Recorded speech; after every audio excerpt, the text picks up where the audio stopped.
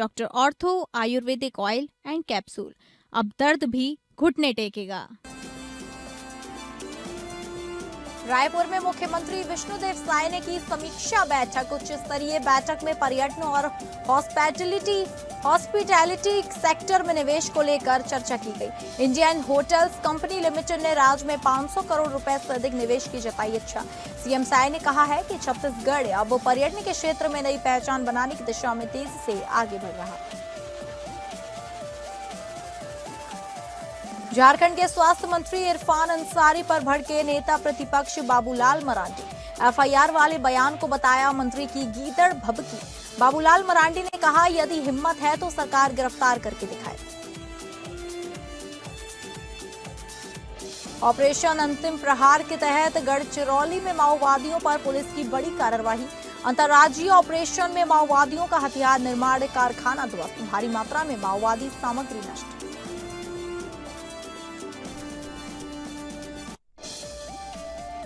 नमस्कार, आप सभी का बहुत बहुत स्वागत है स्टेट लाइव में और मैं हूं आपके साथ अंकिता सिंह। शुरुआत करेंगे स्टेट लाइव की छत्तीसगढ़ की खबरों से, जहां मुख्यमंत्री विष्णुदेव साय ने कहा कि छत्तीसगढ़ अब पर्यटन के क्षेत्र में नई पहचान बनाने की दिशा में तेजी से आगे बढ़ रहा है। रायपुर में आयोजित उच्च स्तरीय बैठक में पर्यटन और हॉस्पिटैलिटी सेक्टर में निवेश को लेकर चर्चा की गई, जहां इंडियन होटल्स कंपनी लिमिटेड ने राज्य में 500 करोड़ रुपए से अधिक निवेश की इच्छा जताई। मुख्यमंत्री विष्णुदेव साय ने रायपुर स्थित अपने निवास कार्यालय में पर्यटन और हॉस्पिटैलिटी सेक्टर में निवेश को लेकर आयोजित उच्च स्तरीय बैठक में हिस्सा लिया। बैठक में इंडियन होटल कंपनी लिमिटेड के प्रतिनिधियों सहित शासन के वरिष्ठ अधिकारी मौजूद रहे। मुख्यमंत्री ने कहा कि छत्तीसगढ़ प्राकृतिक सुंदरता, जल प्रपातों, पहाड़ों, घने जंगलों और समृद्ध आदिवासी संस्कृति से भरपूर राज्य है। राज्य सरकार का उद्देश्य छत्तीसगढ़ की वास्तविक सुंदरता और सांस्कृतिक समृद्धि को देश और दुनिया के सामने लाना है। मुख्यमंत्री साय ने कहा कि पर्यटन को उद्योग का दर्जा मिलने के बाद राज्य में निवेश की संभावनाएं तेजी से बढ़ी हैं। इससे पर्यटकों के लिए बेहतर सुविधाएं विकसित होंगी और युवाओं को रोजगार तथा स्वरोजगार के नए अवसर मिलेंगे। वित्त मंत्री ओपी चौधरी ने कहा कि राज्य सरकार ने निवेश के लिए अनुकूल वातावरण तैयार किया है और अनुमतियों की प्रक्रिया को सरल, पारदर्शी और समयबद्ध बनाया गया है।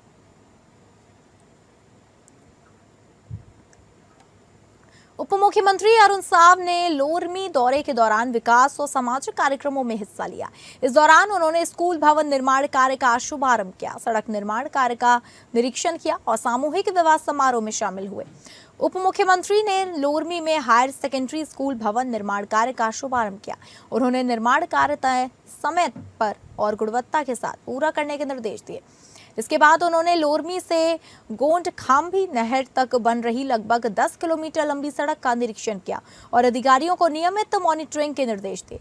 उप मुख्यमंत्री ग्राम खुड़िया में आयोजित छत्तीसगढ़ साकत पनिका समाज के समरसता महासम्मेलन और सामूहिक आदर्श विवाह समारोह में शामिल हुए, जहां उन्होंने 9 नवविवाहित जोड़ों का आशीर्वाद दिया और सामुदायिक भवन का लोकार्पण किया। स्कूल के बिल्डिंग के लिए 1 करोड़ 21 लाख रुपए की प्रशासकीय स्वीकृति हुई है। आज से काम का शुभारंभ हो रहा है। एग्रीमेंट अनुबंध के हिसाब से 8 महीने में पूरा होना है। ठेकेदार से कहा है कि स्कूल का मामला है, समय से पहले निर्माण हो और क्वालिटी भी किसी तरह की कॉम्प्रोमाइज ना हो, अच्छा भवन बने, बच्चों का भविष्य जहाँ से निर्माण होना है। तो ये बड़ी उपलब्धि है लोरमी के लिए कि वर्षों से जिस बात की प्रतीक्षा थी कि भवन बने, सभी लोरमी वासियों को इसके लिए बहुत बधाई और शुभकामनाएं देता हूँ। बस्तर में हरा सोना कहे जाने वाले तेंदुपत्ता में आगजनी की घटनाएं लगातार बढ़ती जा रही हैं। बीजापुर के बाद अब जगदलपुर के सरगीपाल स्थित तेंदुपत्ता गोदाम में भीषण आग लग गई, जिसमें करीब 250 बोरे तेंदुपत्ता जलने की आशंका है।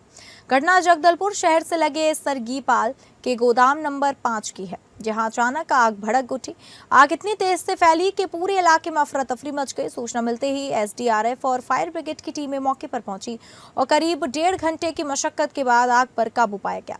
हालांकि राहत कार्य के दौरान एक फायर ब्रिगेड वाहन रास्ते में ही खराब हो गया, जिसके बाद अन्य गाड़ियों की मदद से आग बुझाने का काम किया गया। बस्तर CCF आलोक तिवारी के मुताबिक सरगीपाल में कुल 6 तेंदुपत्ता गोदाम हैं, जिनमें गोदाम नंबर 5 में आग लगी। गोदाम में पिछले वर्ष का तेंदुपत्ता रखा गया था, जिसे एक बंगाल के ठेकेदार को बेचा जा चुका था। प्रारंभिक अनुमान के अनुसार करीब 250 बोरे तेंदुपत्ता आग की चपेट में आए हैं।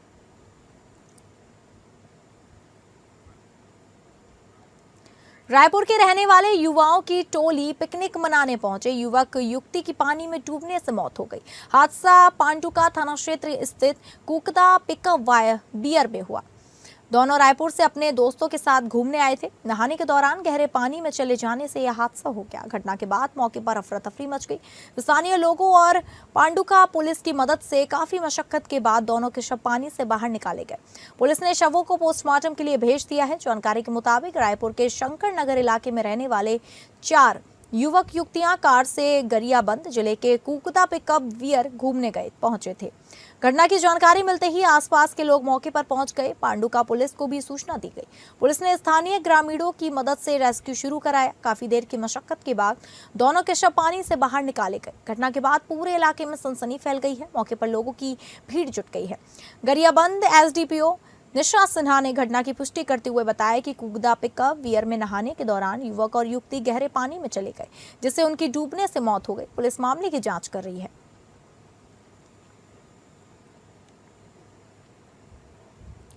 भिलाई स्टील प्लांट से संगठित तरीके से लॉ स्क्रैप चोरी करने वाले 4 आरोपियों को पुरानी भुलाई पुलिस ने गिरफ्तार कर लिया है। पुलिस ने करीब 3 करोड़ 22 लाख रुपए का स्क्रैप और वाहन जब्त किए हैं। आरोपियों पर पिछले 4 से 5 महीनों से फ्लू डस्ट में लोहे का सामान छिपाकर चोरी करने का आरोप है।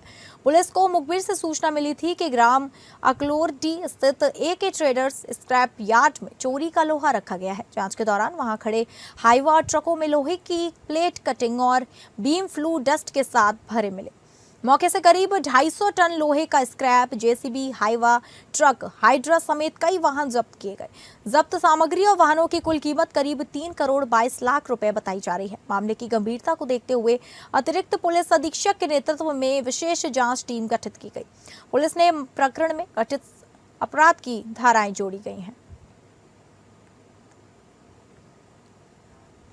अब बात करेंगे झारखंड की खबरों की, जहां झारखंड में स्वास्थ्य घोटाला को लेकर भाजपा द्वारा किए गए दावों के बीच मंत्री इरफान अंसारी और नेता प्रतिपक्ष बाबूलाल मरांडी के बीच तीखी जुबानी जंग शुरू हो चुकी है। इस कड़ी में स्वास्थ्य मंत्री के द्वारा FIR कराने के बयान पर पलटवार करते हुए बाबूलाल मरांडी ने सीधी चुनौती देते हुए कहा कि यदि हिम्मत है तो सरकार उन्हें गिरफ्तार करके दिखाए। इसी दौरान उन्होंने आगे कहा कि झारखंड की जनता के हित, राज्य के सम्मान और भ्रष्टाचार खिलाफ वे हर संघर्ष के लिए तैयार है। दरअसल बीती शाम जामताड़ा जिले में कार्यक्रम के दौरान नेता प्रतिपक्ष ने पत्रकारों से बात करते हुए ये उक्त बातें कही। इसी बीच उन्होंने स्वास्थ्य मंत्री को चुनौती देते हुए ये भी कहा कि सरकार और पुलिस उनकी है, फिर प्रेस में बोलने की जरूरत क्या है। वो सीधे FIR करवाकर अरेस्ट करवा सकते हैं, जेल भिजवा सकते हैं। इसके अलावा नेता प्रतिपक्ष ने कहा कि कैग की रिपोर्ट में झारखंड के स्वास्थ्य विभाग में करोड़ों रुपए की अनियमितताओं की जानकारी उजागर हुई है। मेडिकल उपकरणों, दवाओं आदि की खरीद और अस्पतालों के निर्माण में स्वास्थ्य मंत्री और विभागीय अधिकारियों द्वारा बड़े पैमाने पर कमीशन खोरी का खेल हुआ है। मालूम हो कि मंत्री इरफान अंसारी ने कल प्रेस वार्ता के दौरान कहा था कि वो नेता प्रतिपक्ष बाबूलाल मरांडी पर FIR दर्ज करेंगे और उनको एक दूरबीन भेज देंगे ताकि वह साफ साफ देख सकें कि स्वास्थ्य विभाग कैसा चल रहा है।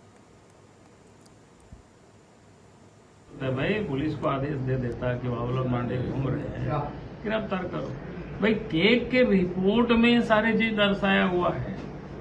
मंत्री को तो वो CAG का रिपोर्ट देखनी चाहिए। CAG की रिपोर्ट में कहा कि कहां कहां क्या क्या लापरवाही हुई है, कैसे कैसे गाड़ियों के दिनों तक यूं ही ऐसे पड़ा रह गया। तो इसीलिए उनको अपनी उस सरकार की, हमारी रिपोर्ट नहीं है, केक की रिपोर्ट, उस रिपोर्ट को देखनी चाहिए किस प्रकार से दुरुपयोग हो रहा है। कई मशीनें हॉस्पिटलों में पड़े पड़े सड़ रहा है, अब यूं जाकर के देख लीजिए आप। एक हॉस्पिटल बना हुआ है, वो डॉक्टर ही पदस्थापित नहीं है। भाई आप बिल्डिंग क्यों बनाए जब वहां डॉक्टर नहीं पदस्थापित करेंगे? इसलिए खाली कमीशन खाने के लिए। झारखंड में राज्यसभा चुनाव की तारीख घोषित होने के बाद से रांची समेत पूरे प्रदेश में सियासी हलचल तेज हो गई है। प्रदेश भाजपा ने चुनाव लड़ने की घोषणा कर दी है, तो वहीं इंडिया गठबंधन में सीटों की दावेदारी को लेकर झामुमो और कांग्रेस के बीच बातचीत पर अब सस्पेंस बना हुआ दिखाई दे रहा है। इसी बीच झारखंड प्रदेश कांग्रेस प्रभारी के राजू और तेलंगाना के उप मुख्यमंत्री मल्लू भट्टी विक्रमार्क आज झारखंड दौरे पर पहुंचे हैं, जिनका स्वागत करने के लिए कांग्रेस के प्रदेश अध्यक्ष केशव महतो कमलेश और राज्य के ग्रामीण विकास मंत्री दीपिका पांडे सहित कई नेता रांची एयरपोर्ट पर पहले से पहुंच चुके हुए हैं। इस दौरान फूलमाला पहनाकर उनका स्वागत किया गया। वहीं मीडिया से बातचीत में के राजू ने राज्यसभा चुनाव में कांग्रेस की दावेदारी से जुड़े सवाल पर अपनी प्रतिक्रिया व्यक्त की। इससे पहले कांग्रेस के प्रदेश अध्यक्ष केशव महतो कमलेश ने साफ किया कि पार्टी गठबंधन से एक राज्यसभा सीट की मांग करेगी।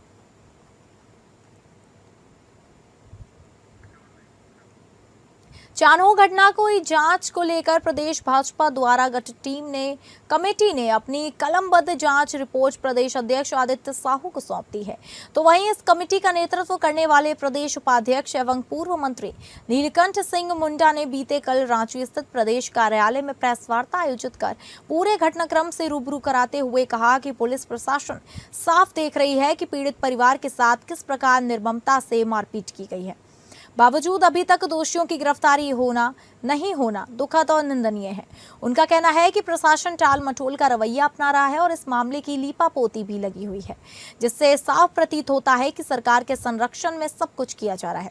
उन्होंने सरकार और प्रशासन से दोषियों को अविलंब गिरफ्तार करने की मांग उठाई और चेतावनी दी कि अगर ऐसा नहीं हुआ तो भारतीय जनता पार्टी कानून के दायरे में रहकर आंदोलन करने को बाध्य होगी और पीड़ित परिवार को न्याय दिलाएगी। भाजपा पीड़ित परिवार के साथ पूरी मजबूती से खड़ी है। दरअसल चान्हो मामले में जिस प्रकार सिंचाई के लिए पानी सप्लाई के लिए लगे पाइप के फटने की एक छोटी सी घटना के विवाद को वर्ग विशेष द्वारा सांप्रदायिक रूप दिया गया, उसे पूर्व मंत्री ने दुखद और निंदनीय बताते हुए यह दावा किया कि यह पूरी घटना सुनियोजित तरीके से अंजाम दिया गया है। वहीं उनका मानना है कि इस घटना से पीड़ित साहू परिवार इस इलाके में अल्पसंख्यक है। विवाद के बाद एक विशेष वर्ग के लगभग 50 से 60 व्यक्तियों की भीड़ पीड़ित के आवास पर पहुंचकर मुख्य द्वार की कुंडी तोड़ते हुए जबरन घर में अनाधिकृत रूप से प्रवेश कर पूरे परिवार के साथ मारपीट की गई और 4 साल के बच्चे को उठाकर आंगन में फेंक दिया गया। वहीं 3 महीने की गर्भवती महिला के पेट पर लात और घूंसों से मारा गया, उसके सिर को फोड़ दिया गया। महिला के पति का हाथ तोड़ दिया गया और घर के अन्य सदस्यों के साथ भी मारपीट की गई। इसके अलावा हमलावरों द्वारा अत्यंत अशोभनीय, अपमानजनक एवं सांप्रदायिक टिप्पणियां भी की गई, साथ ही गौमांस खिलाने जैसी धमकियां भी दी गई। उधर पीड़ित पक्ष के अनुसार गांव में सीमित संख्या में हिंदू परिवारों का निवास होना भी घटना के कारणों में एक प्रतीत होता है और भय एवं दबाव उत्पन्न कर गांव छोड़ने के लिए विवश करने के उद्देश्य से उक्त जानलेवा हमला किया गया। भाजपा नेता ने कहा कि महिला के पति को हलाल करने तक की धमकी दी गई। आखिर इनका मनोबल इतना कैसे बढ़ा हुआ है? नीलकंठ मुंडा ने कहा कि पीड़ित परिवार काफी डरा हुआ है, ऐसे में इस प्रकार की घटना की पुनरावृत्ति नहीं हो, इस पर प्रशासन का विशेष ध्यान देने की जरूरत है। आज से कुछ दिन पहले 25 तारीख को चानो प्रखंड में एक बहुत ही दुखद घटना कहेंगे या बहुत ही निंदनीय घटना घटी थी। मैं इसलिए इस विषय पर कह रहा हूँ कि चूंकि हमारा झारखंड प्रदेश एक ऐसा प्रदेश है, यहाँ पर सभी लोग कोई भी पर्व त्योहार आए या यहाँ रहने वाले लोग, कोई भी व्यक्ति है, किसी भी समाज, किसी भी वर्ग के लोग भाईचारे के रूप में रहते हैं। और आगे भी चूंकि झारखंड प्रदेश जो बना है, इस झारखंड प्रदेश को विकास के पथ पर आगे बढ़े, यहाँ का विधि व्यवस्था ठीक रहे, यहाँ के लोग एक साथ मिलजुल करके झारखंड प्रदेश को एक अच्छा सौहार्दपूर्ण वातावरण में आगे बढ़ाने का काम करें। इबोला संक्रमण के बढ़ते खतरे को देखते हुए अब झारखंड स्वास्थ्य विभाग भी अलर्ट हो गया है, जिसके तहत अब अफ्रीकी देशों से रांची आने वाले सभी यात्रियों की एयरपोर्ट पर विशेष चिकित्सा जांच की जाएगी। तो वहीं रांची एयरपोर्ट पर एक विशेष मेडिकल टीम तैनात की जा रही है। साथ ही राज्य के प्रमुख अस्पतालों में परिस्थिति अनुकूल व्यवस्था करने का निर्देश दिया गया है। इसी कड़ी में हमारी संवाददाता तृप्ति सिंह से बातचीत के दौरान Ranchi civil surgeon doctor Prabhat Kumar ने इस जानलेवा संक्रमण के खिलाफ स्वास्थ्य विभाग की तैयारियों पर महत्वपूर्ण जानकारी ली। झारखंड सरकार भी बड़ी पहल करते हुए झारखंड स्वास्थ्य विभाग की तरफ से जो स्वास्थ्य मंत्री डॉक्टर इरफान अंसारी हैं, उन्होंने खुद निर्देशित किया है कि खासकर जो झारखंड के बड़े प्रतिष्ठित अस्पताल है जैसे कि रांची रिम्स और सदर अस्पताल, वहां पर इसे लेकर तैयारी हो और किसी भी तरह की कोताही ना बरती जाए इस वायरस को लेकर। अगर संक्रमित व्यक्ति आते हैं तो आपातकाल सुविधा में कोई कमी ना रहे, इसे लेकर खास तौर पर तैयारी की गई। इसी कड़ी में बात करने के लिए हमारे बीच इस वक्त Ranchi civil surgeon doctor Prabhat Kumar है। आइए सबसे पहले उन्हीं से जानते हैं आखिर क्या है ये इबोला वायरस। इबोला वायरस के बारे में हम लोग जो सबसे पहले दो इम्पोर्टेंट चीजें कहेंगे कि इबोला वायरस से बिल्कुल डरना नहीं है, घबराना नहीं है, निश्चिंत रहना है, कोई चिंता नहीं करनी है, क्योंकि इससे काफी कोई पैनिक नहीं, काफी दिक्कतें होती हैं अगर लोग घबरा जाएं तो कोई भी घबराने की बात नहीं है। और दूसरा कि अभी भारत में कंफर्म्ड केस नहीं मिला है, लेकिन तैयारी सबसे बड़ी बात है, प्रिपेयर्डनेस, तैयारी हमारी है, और साथ ही साथ सतर्कता हम सबों को, आम जनता से लेकर के सारे ऑफिसर्स हों या कोई भी हो, सबों को सतर्क भी रहना है। इबोला वायरस जो है अभी तो युगांडा, कोंगो और सूडान में मुख्य रूप से है, लेकिन चूंकि आजकल बहुत ज्यादा मूवमेंट होता है लोगों को, अफ्रीका से भी यहाँ आते हैं लोग, तो इसीलिए हम लोग को सतर्क रहना बहुत जरूरी है। तो इबोला वायरस एक नया स्ट्रेन आया है, नया स्पीशीज आया है। इबोला पहले से है, उसका नाम था इबोला जैरे। अभी जो इबोला आया है इसका नाम है इबोला बुंडी बग्यो। हाँ, इबोला बुंडी बग्यो। इसका वैक्सीन अभी नहीं है। जैरे का वैक्सीन है, लेकिन इस बार जैरे नहीं, बुंडी बग्यो आया है। इसका भी वैक्सीन निकल जाएगा, लोग लग गए हैं। क्या जानलेवा भी है? बिल्कुल जानलेवा है। कोविड में जो डेथ रेट था वो 1% से भी कम था। हुआ बहुतों को, वायरल डिजीज तो अचानक से फैलता है और करोड़ों लोग को हो जाता है। तो सुना आपने, हमारे बीच यहाँ Ranchi civil surgeon doctor Prabhat Kumar नजर आए। उन्होंने तमाम मुख्य बिंदुओं पर बात की है और जो इबोला वायरस को लेकर लक्षण हैं, जो संक्रमण के मुख्य कारण हैं, बचाव से इसके तरीके हैं, चूंकि वैक्सीनेशन अभी भी इसकी नहीं आई, और जो डेथ रेट के बारे में बात की गई है वो काफी ज्यादा है, 50% के करीब। ये सारी जो महत्वपूर्ण बातें हैं ये उन्होंने जानकारी दी। जो तैयारियां हैं सदर हॉस्पिटल की और साथ में यहाँ स्वास्थ्य विभाग की तरफ से जिस तरीके से तैयारियां की जा रही है, इस पर भी उन्होंने प्रकाश डाला है। फिलहाल हमारे सहयोगी दीपक के साथ एपीएन न्यूज से मैं तृप्ति राजेश, नमस्कार।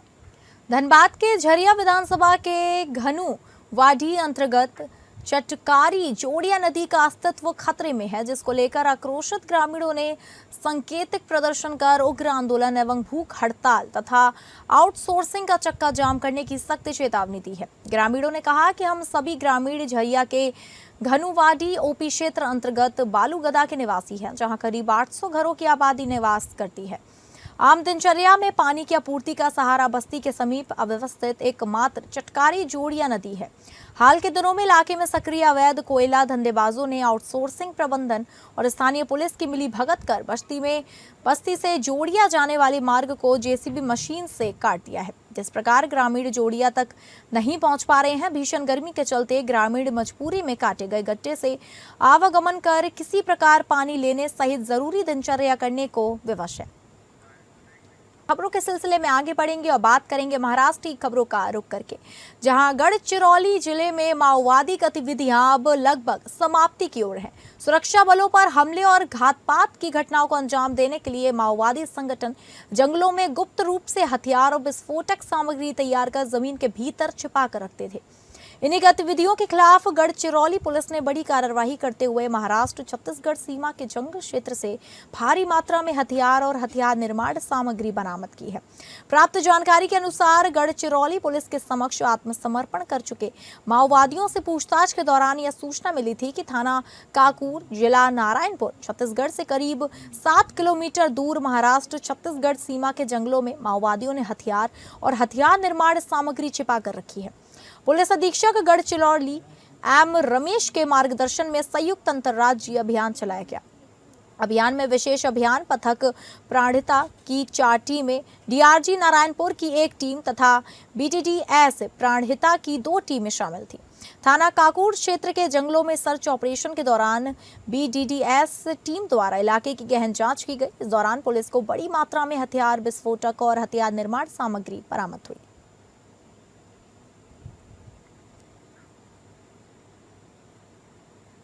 ठाणे जिला में फर्जी जन्म प्रमाण पत्र घोटाले को लेकर भाजपा नेता किरीट सोमैया ने संबंधित अधिकारियों और आयुक्तों के साथ अहम बैठक की। सोमैया के मुताबिक ठाणे, उल्हासनगर और कल्याण डोंबिवली महानगर पालिका क्षेत्रों में 10,000 से अधिक फर्जी जन्म प्रमाण पत्र जारी होने की सूचना सामने आई है, जिससे प्रशासन में हड़कंप मच गया है। बैठक के दौरान मनपा आयुक्त अभिनव गोयल ने भी स्वीकार किया है कि कल्याण डोंबिवली महानगर पालिका क्षेत्र में करीब 2,000 संदिग्ध और फर्जी जन्म प्रमाण पत्र पाए गए हैं। मामले की गंभीरता को देखते हुए इसकी जांच के लिए केडीएमसी की स्पेशल इन्वेस्टिगेशन टीम गठित की जाएगी और दोषियों के खिलाफ कठोर कार्रवाई की जाएगी। बताया जा रहा है कि किरीट सोमैया इससे पहले भी इस मुद्दे को उठा चुके हैं। मुंबई में भी इसी प्रकार के फर्जी जन्म प्रमाण पत्र सामने आने के बाद मुख्यमंत्री के आदेश पर 3 अधिकारियों के खिलाफ कार्रवाई की थी। अब ठाणे, उल्हासनगर और कल्याण डोंबिवली महानगर पालिका क्षेत्रों में सामने आए इस कथित घोटाले की जांच पर सभी की निगाहें टिकी हुई हैं।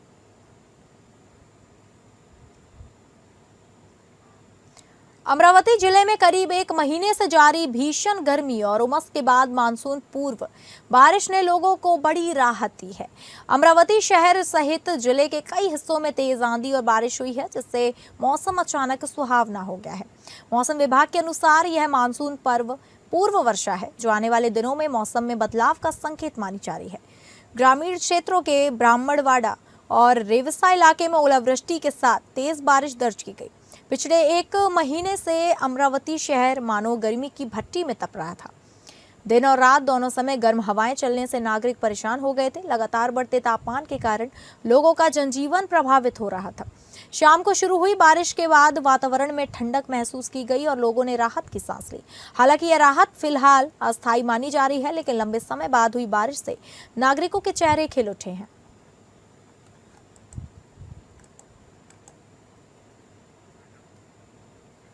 तो फिलहाल स्टेट लाइव में बस इतना ही। नमस्कार।